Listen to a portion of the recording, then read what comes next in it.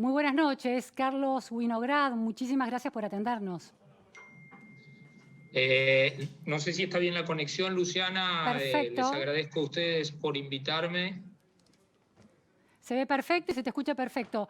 Carlos, bueno, primera cuestión, queremos entender por qué en la Argentina el destino es la crisis y eso no sucede en Uruguay, muy particularmente con la coyuntura actual de la deuda y de este default que hoy Argentina acaba de inaugurar. El caso uruguayo y esa salida del default de Uruguay, ¿qué diferencias tuvo con Argentina, con la Argentina de hoy? Bueno, la primera parte de la pregunta es casi uno de los enigmas más desafiantes para los historiadores económicos contemporáneos y desde hace varias generaciones, que es algo así como el enigma de la República Argentina.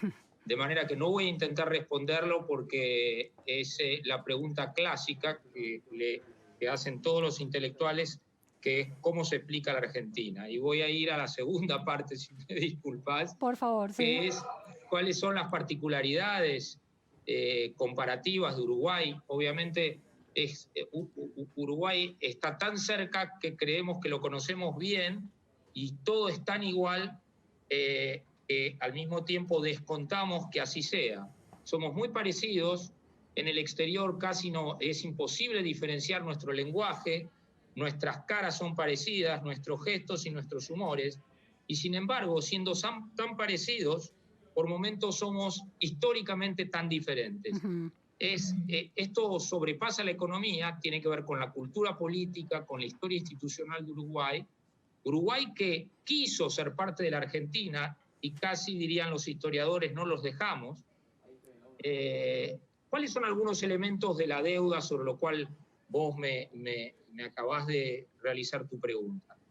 Habría que remontarse en la historia. Uruguay no tiene casos de default en su historia económica. Comparado con Argentina, esto, Carlos. Sí, obviamente comparado con Argentina, que tiene, no podría afirmar con certeza, tu reflexión sobre la matemática quizás me aplica, que creo que tiene cerca de 14 o 15 default en su historia, de deuda soberana, estamos hablando de deuda pública. Un ejemplo interesante es el ejemplo que vivimos en paralelo de la tremenda, angustiante y marcante crisis del año 2001-2002, en que Uruguay también entró en una crisis de pago profunda y tuvo una de sus mayores recesiones desde 1930. ¿Cuál fue el curso de la negociación de la crisis de la deuda en los dos países? En Argentina todos recordamos el festejado default, luego tristemente discutido por los presidentes que se sucedieron, y simultáneamente Uruguay se encontró en una situación de cesación de pagos. La particularidad interesante de ese momento es que el Fondo Monetario había hecho un cambio de perspectiva y estaba en una política inspirada e impulsada por Ann Kruger, que era su economista jefe, economista de la Universidad de Minnesota, que sugería que los defaults eran una corresponsabilidad de acreedores y deudores y que había que realizar un cambio en los procesos de asistencia, porque si no, los acreedores tomaban riesgos excesivos. Cuando venía el momento de la crisis, el fondo entraba y terminaba salvando a los acreedores, que de esta manera no calculaban bien sus riesgos y sobrearriesgaban, de manera que tenían casi un seguro frente al no pago.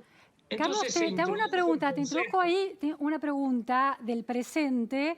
La vicepresidente Cristina Fernández de Kirchner muchas veces ha sostenido que en los procesos de endeudamiento los privados, es decir, los acreedores, también son responsables. ¿De alguna manera es el mismo tipo de lógica y de paradigma que Ann Kruger en aquellos años? Bueno, no quisiera hacer una analogía. Lo interesante, necesariamente una analogía, puede ser, no lo he reflexionado precisamente, pero hay una famosa frase que dice que cuando vos tenés una deuda muy grande, ya el problema no es tuyo, es casi más del acreedor. O sea, hay un problema estructural en el mercado de crédito que es la relación entre deudores y acreedores. Pero lo interesante de ese caso es que la Argentina se transformó en ese momento en algo así como un cobayo del experimento de lo que se quería intentar, que era, en este caso sí una analogía con lo que es en la Ley de Convocatorias y Quiebras de Estados Unidos, que es el capítulo 11.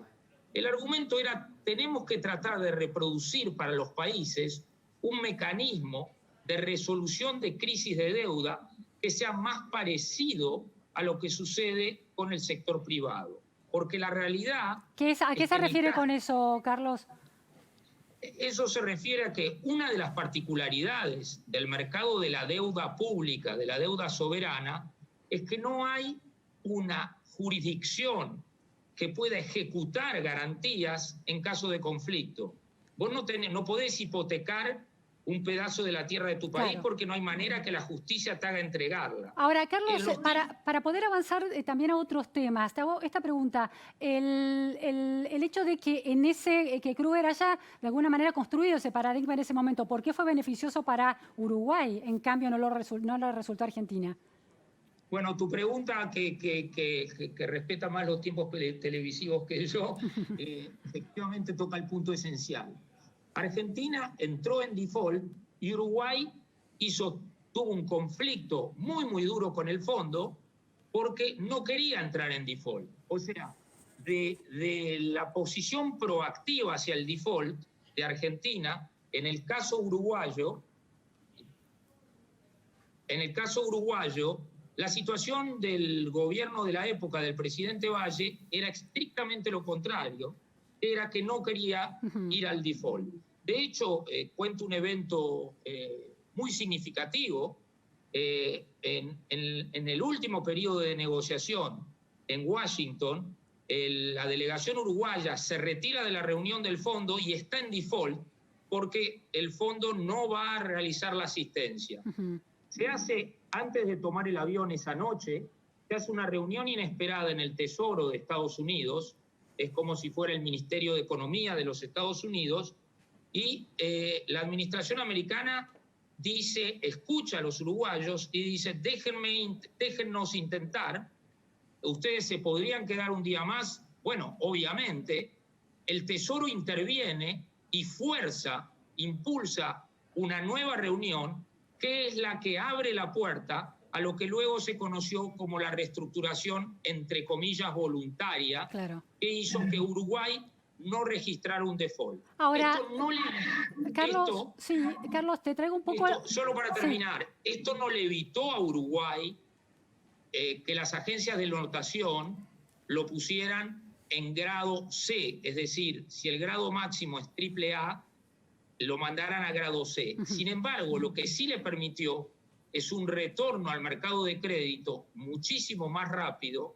Y para cerrar este punto, Uruguay hoy tiene un nivel de deuda contra producto similar al de la Argentina, sacando las deudas intraestado de 60% del producto, como el de Argentina, algunas sutilezas de tipo de cambio, pero esencialmente es eso. Y fíjate una cosa, con coronavirus, con crisis, con un país menos diversificado y con menos recursos como es Uruguay, Uruguay hoy paga 300 puntos de riesgo país y nosotros nos debatimos entre los 3.000 y 4.000. Esto nos hace pensar que hay algunos otros elementos que las relaciones de deuda. Uruguay es un país con una tasa de crecimiento dificultosa, sostenida pero baja, y sin embargo el mercado tiene confianza en que Uruguay puede rolear, es decir, refinanciar su deuda. Carlos, si Uruguay coloca deuda hoy, ¿cuál es la tasa que tiene que pagar? La tasa antes de la crisis del coronavirus del comienzo estaba en 270 puntos de riesgo, según el tipo de título. Con la crisis y el cambio de gobierno, que fue el 1 de marzo de este año, y la incertidumbre que se generó, la tasa subió a 400 puntos. 400 puntos es 4%, cuando Argentina nos estamos debatiendo entre 3.000 y 4.000 puntos. Hoy, después de un mes, volvió a 270 puntos, es decir, a 2,7. Quiere decir que Uruguay, los bonos uruguayos hoy pagan en torno de 3% de riesgo sobre la tasa LIBOR. Carlos, en el caso de la Argentina, bueno, finalmente el gobierno decidió no pagar los 503 millones de dólares. Vos sostenés que era viable pagarlos. ¿Por qué era viable pagarlos y por qué no se pagó si era tan viable? Bueno, yo creo que más allá, aquí para ir al punto, más allá de una discusión sobre lo que pasó en los últimos 6 meses, que podríamos hacer una discusión sobre si el gobierno tiene la voluntad de pago en condiciones de la palabra que se ha vuelto muy popular hoy, de sostenibilidad de la deuda, tal vez las negociaciones, tal vez no, estoy seguro que pienso que el proceso de negociación, no necesariamente el concepto y la estructura del resultado, pero el proceso de negociación, a mi entender, debería haber sido diferente para no llegar al precipicio en estas condiciones. En esta situación, sí es para renegociar y reestructurar la deuda de manera cooperativa en este momento, hoy no recomendaría haber pagado porque es racional, si no voy a ir a default, incluir el pago de hoy en el arreglo. Pero hoy entró en default por no pagar, de acuerdo con la lectura que hacen. Claro, hoy está en default. Ahora, Carlos, esta cuestión de la crisis económica heredada, la de la pandemia, la del default, ha instalado en la Argentina varios debates que atraviesan el mundo, pero que se resignifican en la sociedad argentina y en el campo político argentino. Por ejemplo, la necesidad de un Estado cada vez más presente, manteniendo a raya o controlando el capital privado. ¿Esa lectura te cierra como medida estructural o como paradigma estructural que redefine las relaciones de poder económico en la Argentina?